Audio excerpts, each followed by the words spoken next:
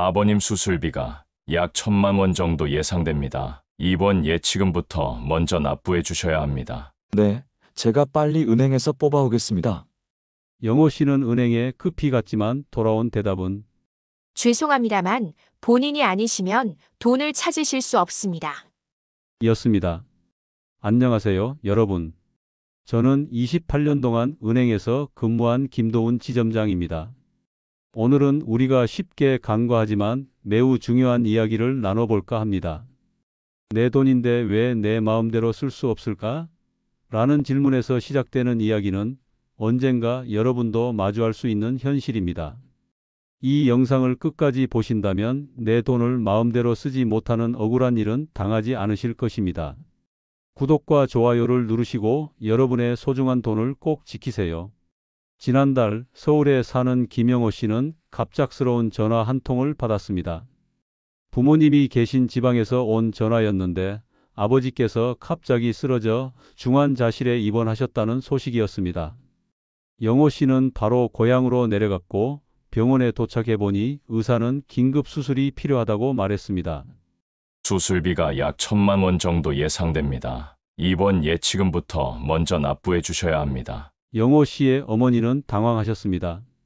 평소 아버지가 모든 재정을 관리하셨기 때문에 어머니는 통장 비밀번호도 모르는 상태였죠.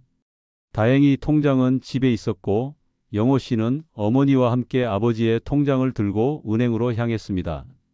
죄송합니다만 본인이 아니시면 돈을 찾으실 수 없습니다.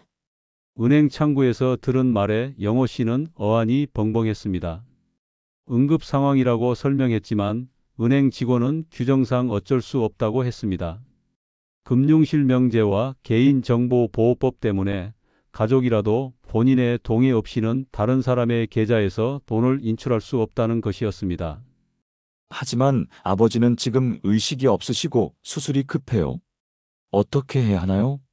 가족관계증명서와 진단서를 가지고 법원에서 후견인 지정 신청을 하셔야 합니다.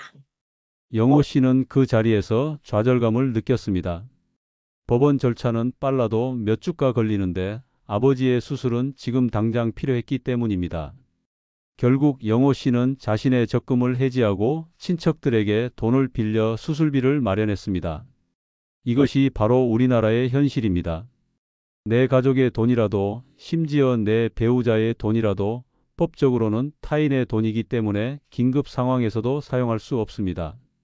지난해 통계를 보면 65세 이상 노인 중 약 30%가 이와 같은 금융 접근성 문제를 경험했다고 합니다.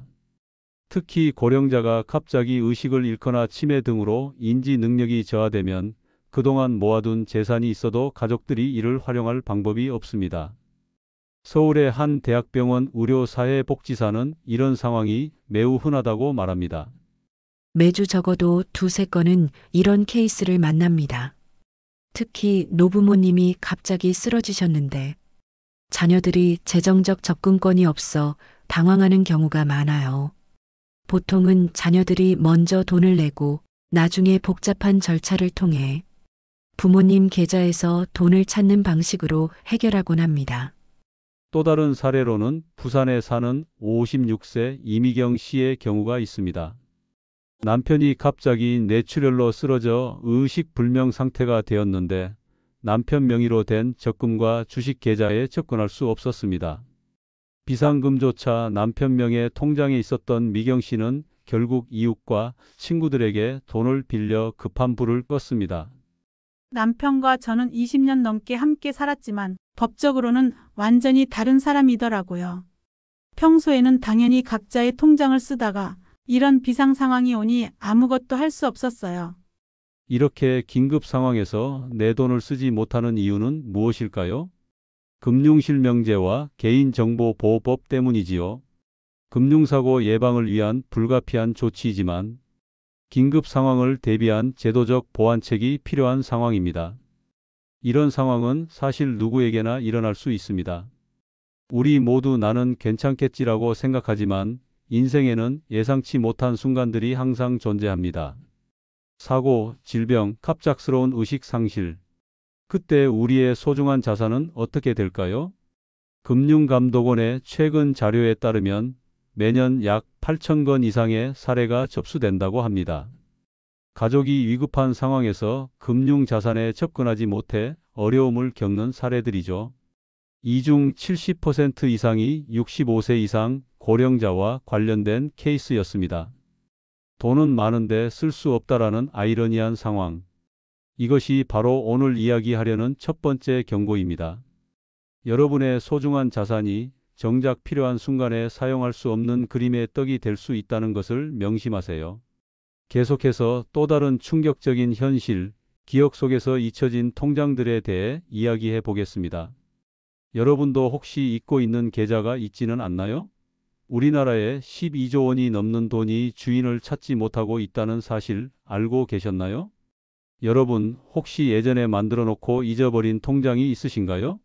아니면 한두 번 사용하고 그대로 방치한 계좌가 있지는 않나요? 우리가 기억하지 못하는 사이 그 돈은 어디로 가고 있을까요? 서울에 사는 48세 박지연 씨는 최근 어머니의 유품을 정리하다가 오래된 통장 3개를 발견했습니다. 20년도 더 된 통장들이었죠. 호기심에 은행을 찾아간 지연 씨는 놀라운 사실을 알게 되었습니다. 이 통장에 2,700만 원이 들어있다고요? 은행 직원은 고개를 끄덕였습니다. 어머니가 지연 씨의 대학 등록금을 위해 20년 전부터 꾸준히 모아두신 돈이었습니다.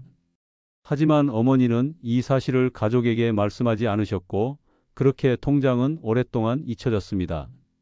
더 놀라운 것은 이 돈이 휴면예금으로 분류되어 있었다는 사실입니다. 만약 지연 씨가 어머니의 유품을 꼼꼼히 살피지 않았다면 이 돈은 영영 찾지 못했을지도 모릅니다. 금융감독원에 따르면 현재 우리나라에는 약 12조 원에 달하는 휴면예금이 있다고 합니다. 이 어마어마한 금액이 주인을 찾지 못하고 있는 것이죠.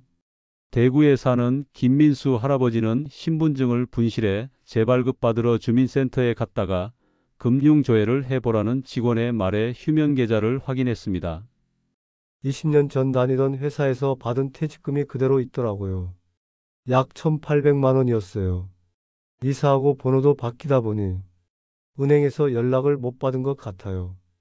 민수 씨의 경우처럼 주소나 연락처가 변경되면 은행에서 보내는 안내문을 받지 못해 자신의 자산이 휴면 상태로 전환되는 것을 모르는 경우가 많습니다.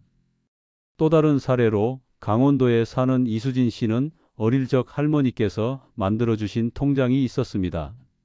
할머니는 수진 씨에게 결혼할 때 쓰라며 통장을 주셨지만 수진 씨는 그 통장을 완전히 잊고 살았습니다.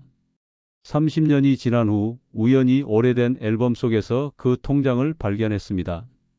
처음에는 별 기대 없이 은행에 갔어요. 그런데 이자까지 합해서 850만 원이 있더라고요. 할머니의 사랑을 다시 한번 느낄 수 있었습니다. 하지만 모든 사람이 수진 씨처럼 운이 좋은 것은 아닙니다. 매년 수천억 원의 휴면예금이 주인을 찾지 못하고 소멸됩니다. 특히 고령자분들이 갑자기 돌아가시면 가족들은 그분이 어떤 은행에 계좌를 갖고 있었는지 알기 어렵습니다. 지금까지 우리는 내 돈인데 쓸 수 없는 상황, 잊혀진 통장의 문제에 대해 이야기했습니다. 다행히도 이러한 문제들을 미리 예방할 수 있는 방법들이 있습니다. 오늘은 그 구체적인 3가지 방법에 대해 알아보겠습니다. 첫 번째, 금융보호인 지정. 금융보호인 제도를 아시나요? 본인이 의사표현이 어려운 상황이 됐을 때 미리 지정한 가족이나 지인이 금융거래를 대신할 수 있도록 하는 것입니다. 대구에 사는 74세 이영숙 씨는 2년 전 금융보호인으로 딸을 지정해 두었습니다. 영숙 씨는 당시 건강했지만 혹시 모를 상황에 대비해 이 제도를 활용했습니다. 작년에 갑자기 뇌출혈로 쓰러져 한 달간 의식불명 상태였어요. 그때 딸이 제 통장으로 병원비를 낼 수 있었죠. 만약 금융보호인을 지정해두지 않았다면 딸은 법원에 후견인 신청을 해야 했을 거예요. 그 절차만 몇 개월이 걸렸을 텐데. 금융보호인 지정은 생각보다 간단합니다. 본인이 거래하는 은행을 방문해 신청서를 작성하면 됩니다. 지정할 수 있는 사람은 배우자, 직계혈족, 형제 자매로 제한되어 있습니다. 두 번째, 휴면계좌 방지법. 앞서 우리나라에 12조 원이 넘는 휴면예금이 있다고 말씀드렸습니다.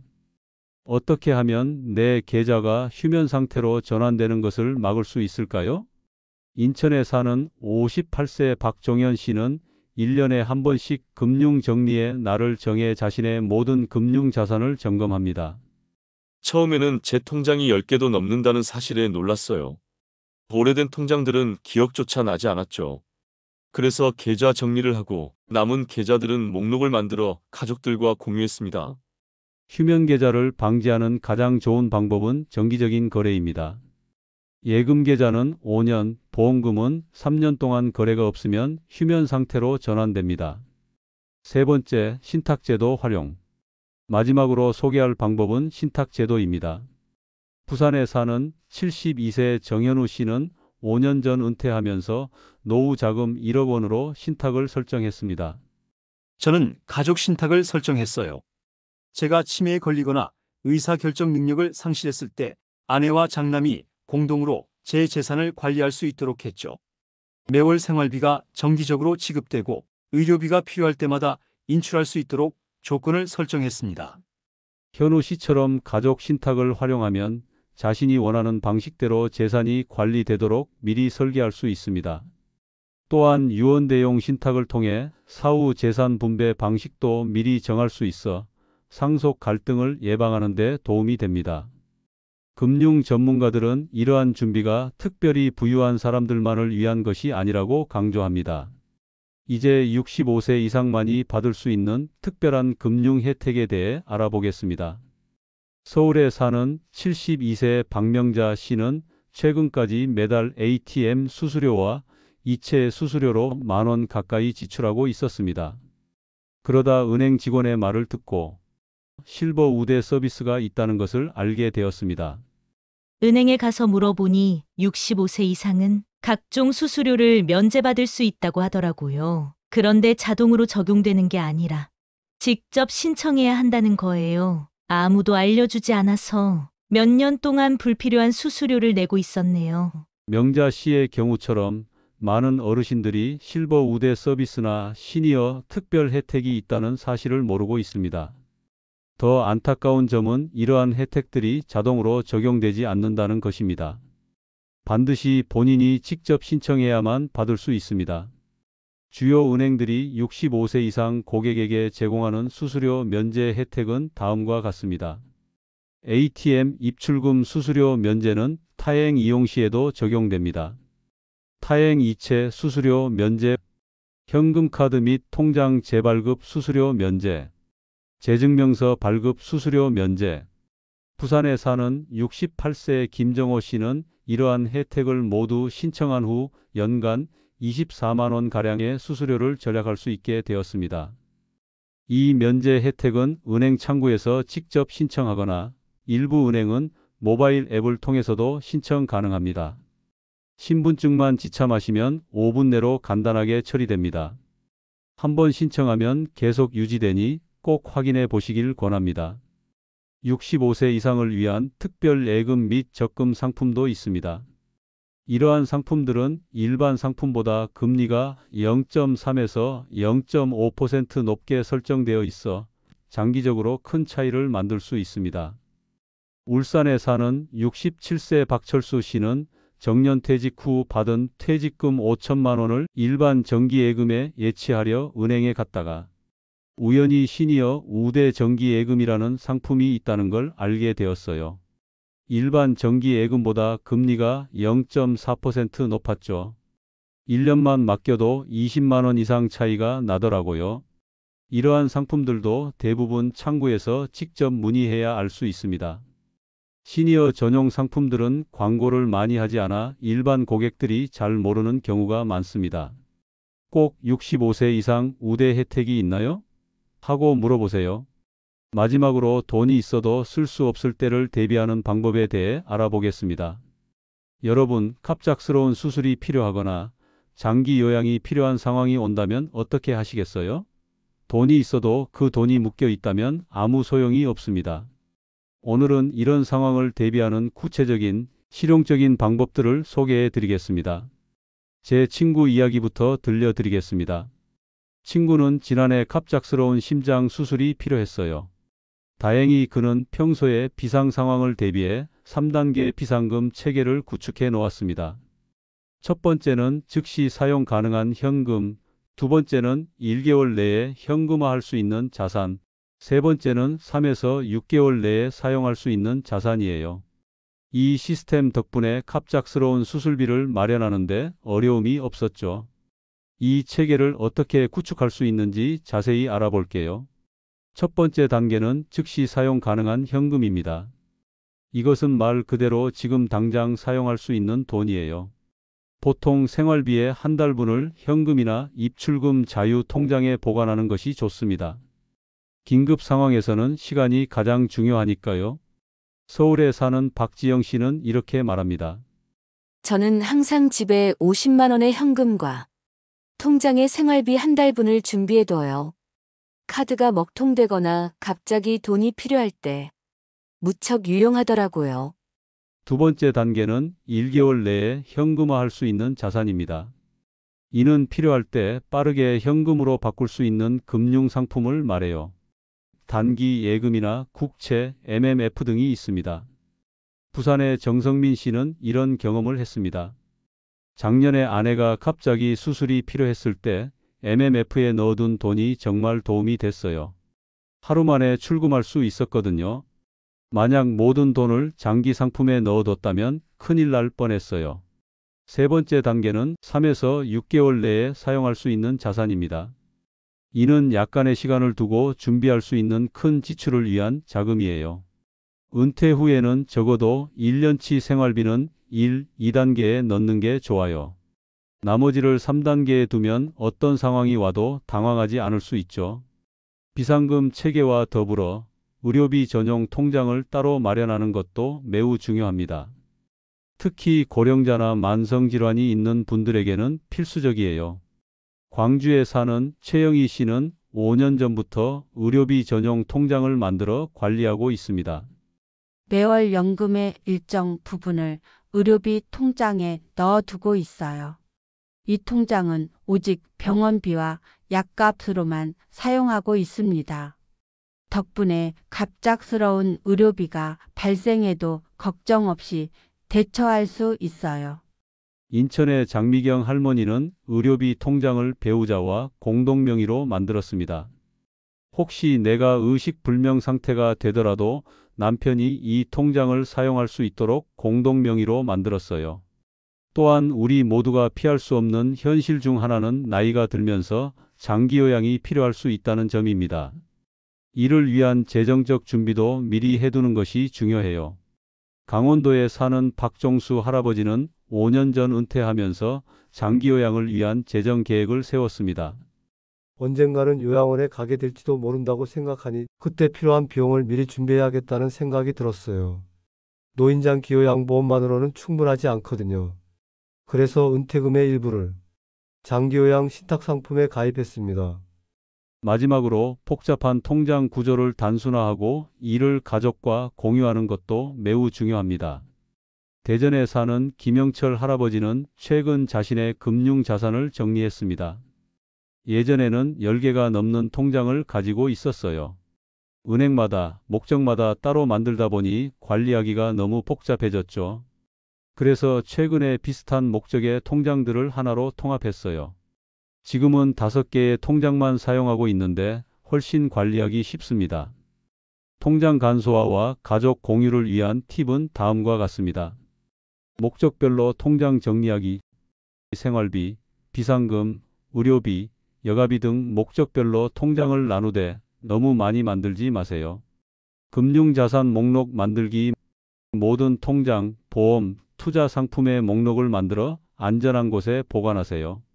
디지털 뱅킹 활용하기 가능하다면 인터넷 뱅킹이나 모바일 뱅킹을 활용해 한 번에 자산을 관리하세요. 신뢰할 수 있는 가족과 정보 공유하기, 배우자나 자녀 중 신뢰할 수 있는 사람과 금융 정보를 공유하세요. 대구의 오명자 할머니는 이런 노트를 만들어 금고에 보관하고 있습니다. 모든 금융 정보와 비밀번호를 노트에 적어 금고에 보관하고 있어요. 그리고 금고 비밀번호는 아들만 알고 있죠. 만약 내게 무슨 일이 생기면 아들이 이 노트를 보고 모든 것을 처리할 수 있을 거예요. 여러분도 오늘 배운 내용을 바탕으로 당장 내일부터 준비를 시작해 보세요. 3단계 비상금 체계를 구축하세요. 의료비 전용 통장을 마련하세요. 장기 요양을 위한 재정 계획을 세우세요. 통장을 간소화하고 가족과 정보를 공유하세요. 이 모든 준비는 여러분의 소중한 노후를 그리고 가족의 마음의 평화를 지키는 데 큰 도움이 될 것입니다. 마지막으로 부산에 사는 정영수 할아버지의 이야기를 들려드릴게요. 그는 10년 전부터 차근차근 금융 노후를 준비해왔고 지난해 갑작스러운 입원을 경험했지만 준비해둔 시스템 덕분에 큰 어려움 없이 넘길 수 있었습니다. 저는 은퇴하면서부터 언젠가는 내가 스스로 결정하지 못하는 날이 올 수도 있다고 생각했어요. 그래서 모든 준비를 해두었죠. 작년에 갑자기 수술이 필요했을 때 아들이 준비된 의료비 통장으로 병원비를 낼 수 있었고 장기 요양, 신탁 덕분에 6개월간의 요양 생활도 무리 없이 보낼 수 있었습니다. 미리 준비해두지 않았다면 아들에게 큰 부담을 줬을 거예요. 여러분의 금융 건강은 신체 건강만큼이나 중요합니다. 지금 건강할 때, 판단 능력이 있을 때 미리 준비해 두세요. 그것이 자신과 가족을 위한 최고의 선물이 될 것입니다. 현자의 생각은 앞으로도 여러분의 평안하고 행복한 노후를 응원합니다. 내용이 도움이 되셨다면 구독과 좋아요 부탁드립니다. 감사합니다.